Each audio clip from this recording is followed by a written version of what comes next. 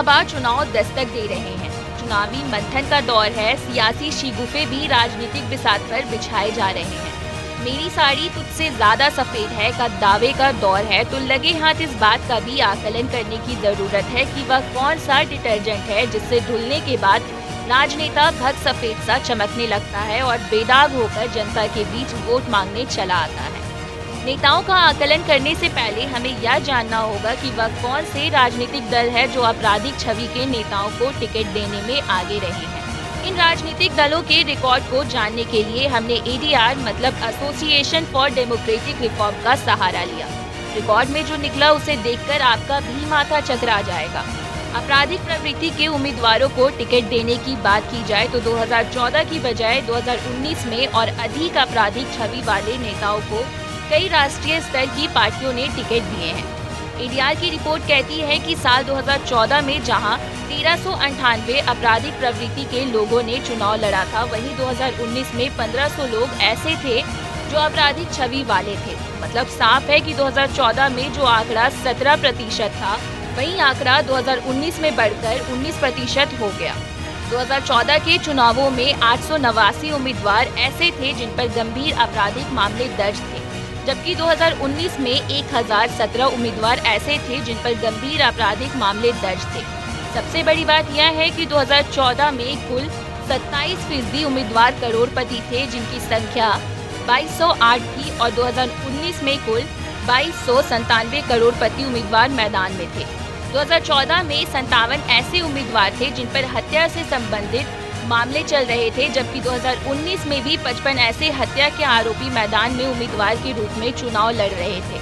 वहीं राजनीतिक दलों की बात करें तो 2014 में बहुजन समाजवादी पार्टी के 12, बीजेपी समाजवादी पार्टी, सीपीआईएम के 4 उम्मीदवार थे जिन पर हत्या जैसे संगीन आपराधिक मामले दर्ज थे।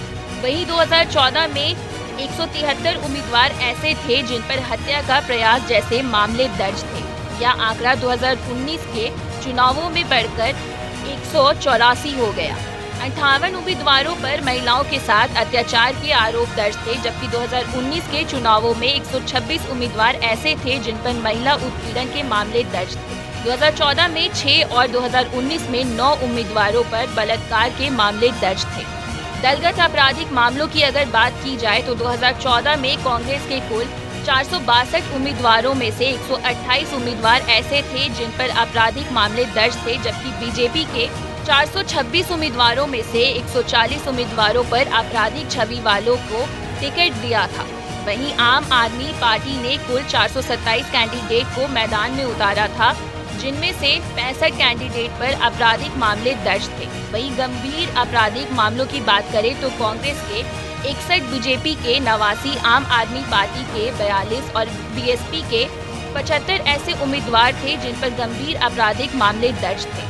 अब नजर 2019 के चुनावों में डालते हैं। बीजेपी के 433 कैंडिडेट में से 40% आपराधिक मामलों के आरोपियों को टिकट दिया था, जिनकी संख्या करीब 175 थी। वहीं कांग्रेस ने 164 प्रत्याशियों को टिकट दिया था, जो कुल उम्मीदवारों के 39% हैं। मतलब साफ है कि बीजेपी ने जहां 40% आपराधिक छवि वाले कैंडिडेट को मैदान में उतारा, वहीं कांग्रेस ने भी 39% आपराधिक छवि वाले कैंडिडेट को टिकट दिया था, जबकि बीएसपी ने 22% आपराधिक छवि वालों को और सीपीआईएम ने 58% आपराधिक छवि वालों को मैदान में उतारा था। वहीं गंभीर आपराधिक छवि वाले नेताओं को टिकट देने की बात की जाए तो 2019 के चुनाव में बीजेपी ने 29%, कांग्रेस ने 26%, बीएसपी ने 16% और सीपीआईएम ने 35% गंभीर आपराधिक छवि वाले कैंडिडेट को टिकट दिए थे। गौरतलब है कि राजनीतिक दल ऐसे ही आपराधिक छवि वालों को टिकट देने की वकालत करते हैं। जब आपके आसपास का माहौल ऐसा ही हो तो आपके सामने यक्ष प्रश्न होता है कि आखिर किसे चुने। यह एक चुनौती भी है और आपके लिए अग्नि परीक्षा भी। इस बार के चुनावों में कौन सा दल कितने सही उम्मीदवारों को टिकट देकर मैदान में उतारता है, यह देखना दिलचस्प हो।